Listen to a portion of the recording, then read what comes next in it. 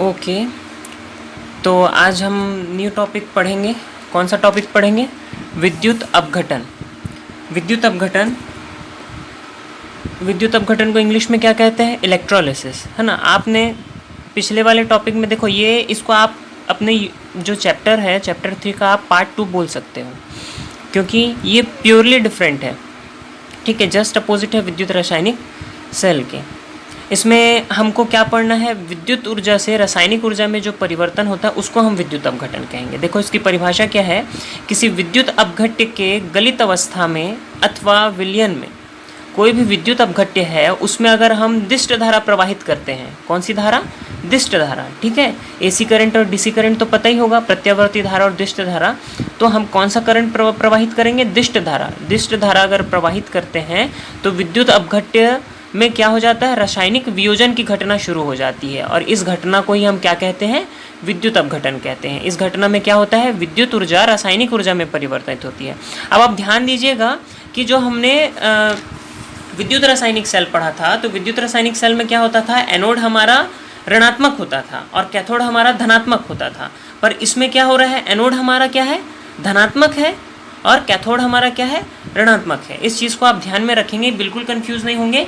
विद्युत अपघटन में एनोड हमारा क्या होगा? धनात्मक होगा। ये बैटरी के धन सिरे से जुड़ा रहता है।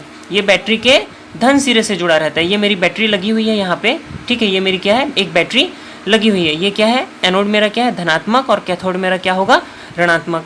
अब देखो, यहाँ पे मैं क्या ले रहा हूँ? गलित। गलित अवस्था में मैं क्या ले रहा हूँ? NaCl, नमक। देखे हो, है ना। नमक को मैंने क्या कर दिया है? घोला नहीं है ना पानी में, मैं उसको गलित अवस्था में ले रहा हूँ, प्योर नमक ले रहा हूँ और उसको मैं गला दिया हूँ। वो गलित अवस्था में मेरा क्या है? वो विद्युत अपघट्य की भांति कार्य करेगा। ठीक है, इसमें मैं एक अक्रिय बोल रहा हूँ, अक्रिय इलेक्ट्रोड। इसका मतलब प्लेटिनम ले सकते हो आप। प्लेटिनम क्रियाशील होता है क्या? नहीं क्रियाशील होता है। ठीक है, तो यहाँ पे ये अक्रिय इलेक्ट्रोड लिया हूँ। अब यहाँ पे देखो, विद्युत अपघटन कैसे संपन्न होता है? विद्युत अपघटन संपन्न कैसे होता है? विद्युत अपघटन की क्रिया में एक बार फिर से ध्यान दोगे, एनोड हमारा क्या होगा? धनात्मक, और कैथोड मेरा क्या हो जाएगा? ऋणात्मक। विद्युत रासायनिक सेल की भांति ही विद्युत अपघटन में भी एनोड पर क्या होता है? ऑक्सीकरण होता है, और कैथोड पर क्या होगा? अपचयन होगा। एनोड पर क्या होगा? ऑक्सीकरण। कैथोड पर क्या होगा? अपचयन होगा। ठीक है, चलो देखो ये अभिक्रिया होती कैसी है। देखो, NaCl दो पार्ट में वियोजित हो जाता है। NaCl का वियोजन कैसे होगा? एक तो Na+ में होगा, है ना, और एक क्या होगा? Cl- में हो जाएगा। ठीक है, अब ध्यान दोगे, जैसे ही इसमें हम विद्युत धारा प्रवाहित करते हैं, जैसे ही हम इसमें विद्युत धारा प्रवाहित करते हैं, तो ये क्लोरीन क्या हो जाएगा? धन सिरे की तरफ जाएगा। ये क्लोरीन क्या हो जाएगा? धन सिरे की तरफ जाएगा, मतलब एनोड की तरफ जाएगा। एनोड की तरफ जाएगा। अब देखो, क्लोरीन ऋण आयन है, अब ये धन सिरे की तरफ जा रहा है। मैंने क्या कहा है? एनोड में क्या होगा? ऑक्सीकरण होगा। तो ऑक्सीकरण कैसा होता है? इलेक्ट्रॉन का त्याग करना। ऑक्सीकरण क्या होगा? इलेक्ट्रॉन का त्याग करना। ठीक है, क्लोरीन में क्या होगा? इसका मतलब क्लोरीन ऑक्सीकृत होगा। कैसे होता है? देखो, क्लोरीन ऑक्सीकृत कैसे होगा? देखो, इसकी अभिक्रिया देखेंगे, है ना। अच्छा, एक चीज़ और देखते हैं, यहाँ पे सोडियम प्लस आयन है। सोडियम प्लस आयन किसकी तरफ जाएगा? कैथोड की तरफ जाएगा। कैथोड की तरफ जाएगा। ठीक है, यहाँ पे क्या होगा? मेरा अपचयन होगा। क्या होगा?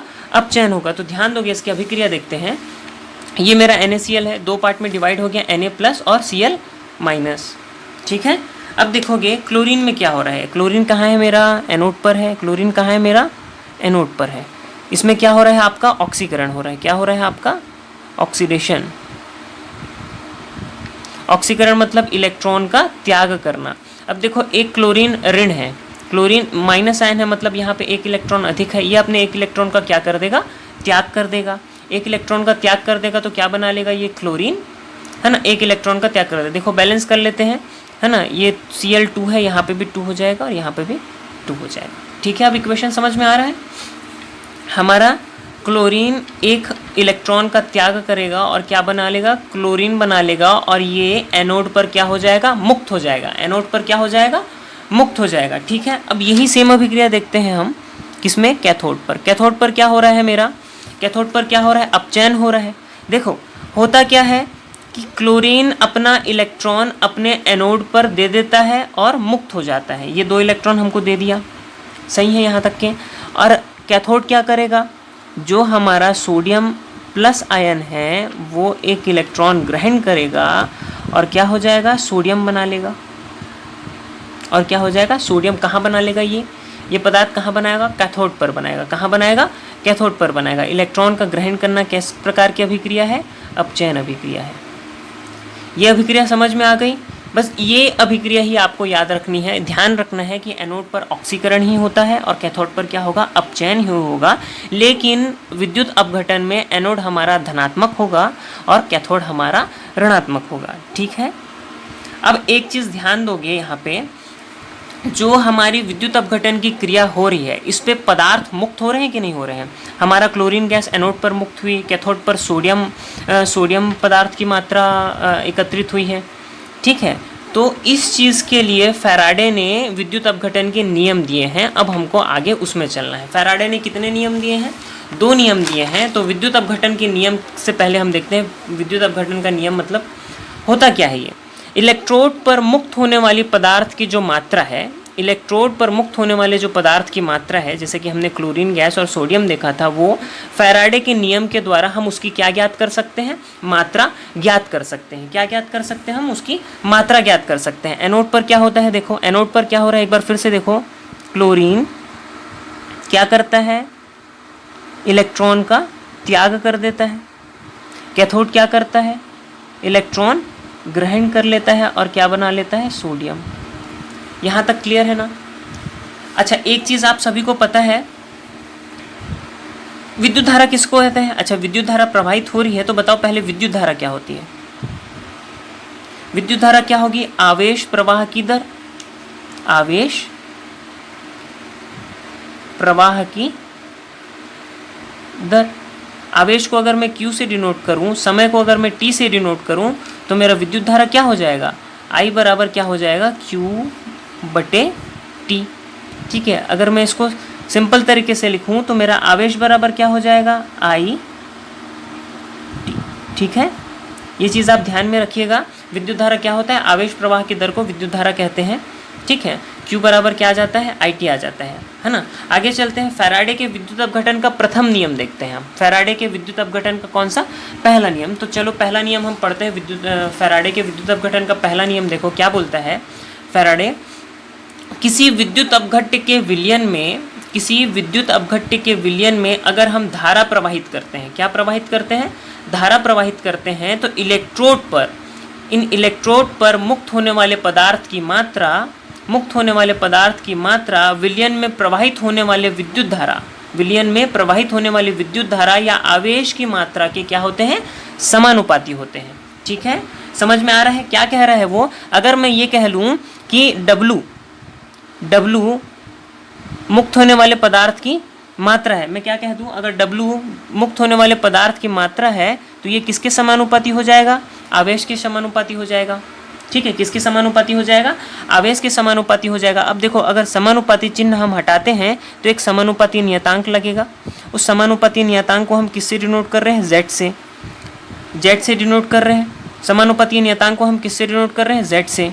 ठीक है। यहाँ पे Z क्या है मेरा, यहाँ पे मेरा Z क्या है बताओ, Z क्या है मेरा, समानुपाती नियतांक है, जिसको हम क्या बोलते हैं, विद्युत रासायनिक तुल्यांक। जिसको हम क्या कहते हैं, विद्युत रासायनिक तुल्यांक, विद्युत रासायनिक तुल्यांक कहते हैं। ठीक है। क्या कहते हैं, विद्युत रासायनिक तुल्यांक। ठीक है। अब देखो, हम जानते हैं Q बराबर क्या होता है, हम जानते हैं Q बराबर क्या होता है। अभी थोड़ी देर पहले ही देखें, Q बराबर क्या होता है, I/T होता है कि नहीं होता है। तो यहाँ से W बराबर क्या हो जाएगा, W बराबर हो जाएगा Z/I/T। समझ गए, W बराबर क्या हो जाएगा, Z/I/T। ठीक है। W बराबर क्या हो जाएगा, Z/I/T। अच्छा, यहाँ से एक बात बताओ, विद्युत रासायनिक तुल्यांक की क्या मैं परिभाषा निकाल सकता हूँ, बिल्कुल निकाल सकता हूँ। क्या मैं विद्युत रासायनिक तुल्यांक की मैं परिभाषा निकाल सकता हूँ। ठीक है। देखते हैं कैसे। देखो कैसे, अगर मैं 1 एम्पियर की धारा, अगर मैं 1 एम्पियर की धारा, क्या अगर मैं 1 एम्पियर की धारा 1 सेकंड तक प्रवाहित करता हूँ, कितने सेकंड तक, 1 सेकंड तक प्रवाहित करता हूँ, तो देखो यहाँ पे मान रखता हूँ मैं z, i का मान 1 रख दिया, t का मान 1 रख दिया, तो कितना आ गया, w बराबर z। देखो ध्यान से देखो, अगर मैं विद्युत, अगर जो मेरा परिपथ है वहाँ पे मैं क्या कर रहा हूँ, 1 एम्पियर की धारा 1 सेकंड तक प्रवाहित कर रहा हूँ, तो विद्युत रासायनिक तुल्यांक विद्युत अपघटन की क्रिया में इलेक्ट्रोडों पर मुक्त हुए पदार्थ की मात्रा के बराबर हो जाता है। ये बात समझ में आ गई? ठीक है, ये चीज़ समझ में आ गई। अब अच्छा एक चीज़ ध्यान दो, ये चीज़ तो हम समझ गए। अच्छा z का मान देखो क्या हो जाएगा, ये मेरा क्या है, एक मेरा एम्पियर, 1 एम्पियर को मैंने कितने सेकंड तक प्रवाहित किया, 1 सेकंड तक प्रवाहित किया, तो इलेक्ट्रोडों पर मुक्त होने वाले पदार्थ की मात्रा विद्युत रासायनिक तुल्यांक के बराबर होती है।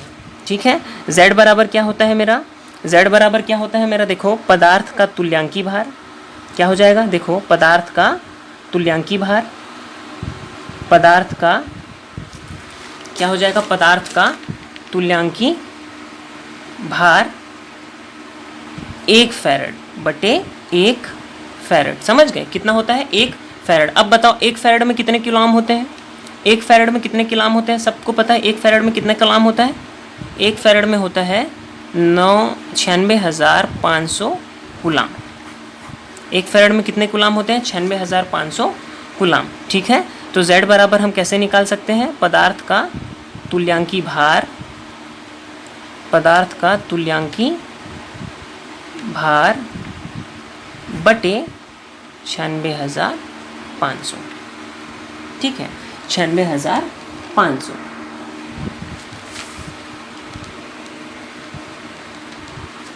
है ना, आपको पता है 1 फैराडे लेते कैसे हैं, 1 मोल जो मेरा इलेक्ट्रॉन होता है उसमें कुल आवेश की मात्रा कितनी होती है, 96,500 कूलॉम होती है। इसी वजह से उसको हम 1 फैराड एक यूनिट में कन्वर्ट कर दिए हैं। क्या होता है, एक जो मेरा एक इलेक्ट्रॉन है, कोई भी एक इलेक्ट्रॉन है ना, 1 मोल का एक इलेक्ट्रॉन है, देखो 1 मोल का इलेक्ट्रॉन में आवेश की मात्रा, एक इलेक्ट्रॉन, 1 मोल इलेक्ट्रॉन में आवेश की मात्रा। तो देख बताओ इलेक्ट्रॉन का आवेश कितना होता है, 1.602, 1.602 गुणा 10 का घात ऋण 19 होता है ना। अच्छा मेरा एवोगेड्रो संख्या कितनी होती है, 6.023 गुणा 10 का घात 23 होता है। ठीक है, 1 मोल ले रहा हूँ ना मैं, इस वजह से मैंने एवोगेड्रो संख्या से यहाँ पे गुणा कर रहा है। 1 मोल इलेक्ट्रॉन ले रहा हूँ, इसलिए इलेक्ट्रॉन का आवेश लिया हूँ, मोल ले रहा हूँ, इस वजह से मैं क्या ले रहा हूँ, एवोगेड्रो संख्या से गुणा कर रहा हूँ। देखो आवेश का यूनिट क्या होता है, देखो यूनिट बैलेंस करके, अच्छा इन दोनों को जब हम गुणा करेंगे ना तो हमको उत्तर कितना प्राप्त होता है ना, जो हमको उत्तर प्राप्त होगा वो कितना प्राप्त होगा, 96,488, जिसको हम क्या लेके चलते हैं, 96,500 कूलॉम लेके चलते हैं, और इसी को हम 1 फैरड कहते हैं। क्या कहते हैं, इसी को हम 1 फैरड कहते हैं। ठीक है, चलिए आगे देखते हैं फैराडे का विद्युत अपघटन का दूसरा नियम। तो देखो फैराडे का विद्युत अपघटन का दूसरा नियम क्या कहता है कि श्रेणी क्रम में जुड़े, क्या कहता है, श्रेणी क्रम में जुड़े, ध्यान से देखिएगा, श्रेणी क्रम में जुड़े, देखिए मैंने श्रेणी क्रम में जोड़ा है, 3 सेल लिए हैं मैंने, तीन विद्युत अपघट्य है ना। ठीक है, इनको मैं क्या कर दिया हूँ, श्रेणी क्रम में जोड़ दिया हूँ। श्रेणी क्रम में जुड़े विभिन्न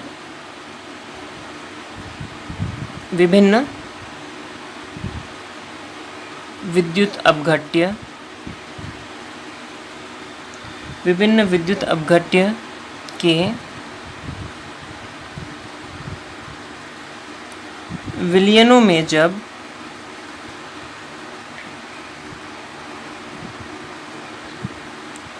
विद्युत धारा की समान मात्रा ध्यान दोगे यहाँ पे विद्युत धारा की समान मात्रा प्रवाहित कर रहे हैं, विद्युत धारा की समान मात्रा। अब देखो यहाँ से करंट निकल रहा है ना, जो भी करंट निकल रहा है वो तीनों में सेम समान प्रवाहित हो रहा है। मतलब देखो अगर Q आवेश यहाँ से अगर प्रवाहित हो रहा है तो यहाँ से भी कितना प्रवाहित होगा, Q आवेश प्रवाहित होगा। यहाँ से भी कितना आवेश प्रवाहित होगा, Q आवेश प्रवाहित होगा। यहाँ से भी कितना आवेश प्रवाहित होगा, Q आवेश प्रवाहित होगा। ठीक है, t समय में Q आवेश ही प्रवाहित हो रहा है। विद्युत धारा की समान मात्रा प्रवाहित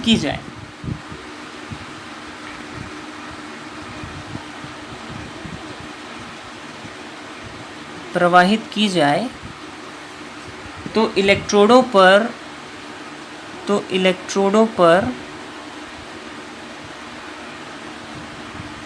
मुक्त होने वाला पदार्थ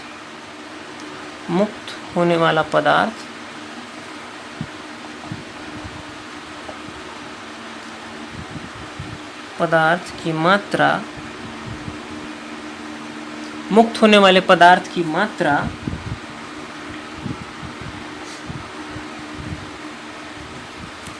मुक्त होने वाले पदार्थ की मात्रा उनके तुल्यांकी भार के अनुक्रमानुपाती होगी। किनके अनुक्रमानुपाती होगी, उनके तुल्यांकी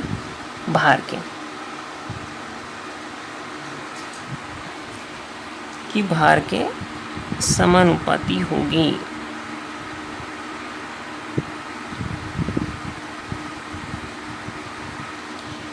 ठीक है, अब देखो यहाँ पे ना मैं W अगर पदार्थ की इलेक्ट्रोडों में मुक्त हुए पदार्थ की मात्रा को अगर मैं W से डिनोट कर रहा हूँ और उनके तुल्यांकी भार को अगर मैं E से डिनोट कर रहा हूँ, तो उसका दूसरा नियम क्या कहता है कि फैराडे का विद्युत अपघटन का दूसरा नियम क्या कहता है, अगर मैं किसी भी श्रेणी क्रम में जुड़े हुए विभिन्न प्रकार के विद्युत अपघट्यों को अगर मैं श्रेणी क्रम में जोड़ देता हूँ और एक समान विद्युत धारा प्रवाहित करता हूँ, तो उनमें मुक्त होने वाले पदार्थ की मात्रा उनके तुल्यांकी भार के क्या होगी, अनुक्रमानुपाती होगी। ठीक है, अब मैं अगर ये अनुक्रमानुपाती अगर मैं चिन्ह हटा दूँ तो कोई भी एक स्थिरांक आएगा। अगर मैं अनुक्रमानुपाती चिन्ह हटा दूँ तो कोई भी एक कांस्टेंट आएगा और E आ जाएगा। ठीक है, तो W बटे E बराबर क्या मिल जाएगा मेरे को, कांस्टेंट मिल जाएगा। ठीक है ना। अब देखो पहले इलेक्ट्रोड के लिए क्या हो जाएगा, अब देखो पहला वाला जो ये मैं लिया हूँ विद्युत अपघट्य, उसके लिए क्या हो जाएगा, ये W1 बटे E1 बराबर के। दूसरे वाले के लिए क्या हो जाएगा, ये W2 बटे E2 बराबर के। तीसरे वाले के लिए क्या हो जाएगा, ये W3 बटे E3 बराबर के। ठीक है, अब मैं यहाँ से कोई भी दो इलेक्ट्रोडों को उठा के मैं लिख सकता हूँ कि नहीं लिख सकता हूँ, देखो कैसे, W1 बटे E1 बराबर W2 बटे E2। ध्यान दो, ये W को मैं इधर पक्षांतर कर रहा हूँ, ये W को मैं नीचे और E1 को ऊपर ले जा रहा हूँ। तो ध्यान दो, W1 बटे W2 बराबर क्या मिल जाएगा मेरे को, E1 बटे E2। ठीक है, तो इस प्रकार से हम यहाँ से हम अगर हमको कोई भी अगर 3 मान प्राप्त हो तो हम चौथा मान ज्ञात कर सकते हैं। अब इसी चीज़ को हम पहले नियम से इसको निकाल के देखते हैं, क्या पहले नियम से दूसरा नियम हम व्युत्पन्न कर सकते हैं। ठीक है, इस चीज़ को देखते हैं। चलो, पहले नियम के हिसाब से देखो, पहला इलेक्ट्रोड, पहले नियम के हिसाब से देखोगे पहला इलेक्ट्रोड क्या हो जाएगा मेरा, देखो पहले नियम के हिसाब से क्या हो जाएगा, मुक्त हुए पदार्थ की मात्रा अगर W है, मुक्त हुए पदार्थ की मात्रा अगर W है तो ये उसमें प्रवाहित आवेश के समानुपाती हो जाएगा। ठीक है, अगर इसमें मुक्त हुआ पदार्थ की मात्रा W2 है तो ये क्या हो जाएगा, W2 समानुपाती हो जाएगा Q के, है ना। ये तीसरे के लिए क्या हो जाएगा, W2 समानुपाती Q। देखो आवेश तो तीनों में सेम है, इसलिए तीनों क्या हो जाएंगे, समानुपाती हो जाएंगे। तो देखो हमको मिलेगा क्या, इधर देखते हैं, W1 बराबर क्या मिलेगा हमको, Z1। W1 बराबर क्या मिलेगा, Z1 Q। ठीक है, W2 बराबर क्या मिलेगा हमको, Z2 Q। मिलेगा कि नहीं मिलेगा ये चीज़। ठीक है, आगे देखो, आगे क्या हो जाएगा, W1 बटे Z1 बराबर Q, W2 बटे Z2 बराबर क्या हो जाएगा, Q। ठीक है। इन दोनों को मैं एक साथ लिख सकता हूँ कैसे, देखो W1 बटे Z1 बराबर W2, देखो Q समान है कि नहीं है, दोनों को मैं बराबर कर सकता हूँ, बटे Z2। अब आपको सबको पता है Z1 और Z2 की हमने थोड़ी देर पहले ही परिभाषा पढ़ी है। क्या पढ़े हैं कि तुल्यांकी भार बटे कितना होता है, 1 फैराड होता है। तुल्यांकी भार बटे कितना होता है, 1 फैराड होता है। तो देखो इसको मैं लिख देता हूँ एक बार फिर से, W1 बटे W2, देखो W2 इधर पक्षांतर हो गया और Z1 इधर पक्षांतर हो गया, Z1 बटे Z2। ठीक है, आगे देखो W1 बटे W2, मैं Z1 को लिख सकता हूँ E1 बटे 1 फैराड, इसको मैं लिख सकता हूँ E2 बटे 1 फैराड। मेरा 1 फैराड कट जाएगा, क्या बच जाएगा, W1 बटे W2 बराबर E1 बटे E2। E1 और E2 मेरा क्या है, तुल्यांकी भार है। ठीक है ना। तो ध्यान दोगे, ये जो परिभाषा हमको मिली थी, है ना, जो हमारा दूसरा नियम था, वो देखो हमने पहले नियम से व्युत्पन्न कर लिया। ठीक है, यही चीज़ है, आपको ये चीज़ ध्यान में रखनी है। 2 ही नियम है फैराडे के विद्युत अपघटन के। पहला नियम क्या बोलता है, मुक्त हुए पदार्थ की मात्रा उसके आवेश के समानुपाती होती है। दूसरा नियम क्या कहता है कि अगर विभिन्न प्रकार के विद्युत अपघट्यों को, दूसरा नियम क्या कहता है, अगर विभिन्न प्रकार के विद्युत अपघट्य, मतलब मेरा पहला विद्युत अपघट्य, दूसरा विद्युत अपघट्य, अगर तीसरा विद्युत अपघट्य को अगर हम श्रेणी क्रम में जोड़ देते हैं और उसमें प्रवाहित होने वाली आवेश की मात्रा क्या हो, अगर समान हो, या विद्युत धारा की मात्रा अगर क्या हो, समान हो, तो उसमें एकत्रित होने वाले पदार्थों की मात्राएं उनके तुल्यांकी भार के क्या होगी, समानुपाती होगी। उसमें उपस्थित होने वाले पदार्थों की मात्राएं उनके तुल्यांकी भार के क्या होगी, समानुपाती होगी। ठीक है, तो इसी के साथ हमारा चैप्टर कंप्लीट हो जाता है ना। थोड़ा सा एक न्यूमेरिकल हम देख लेंगे इसका, है ना, उसका, और किसी को कोई डाउट हो इस यूनिट से तो पूछ सकते हैं। ठीक है।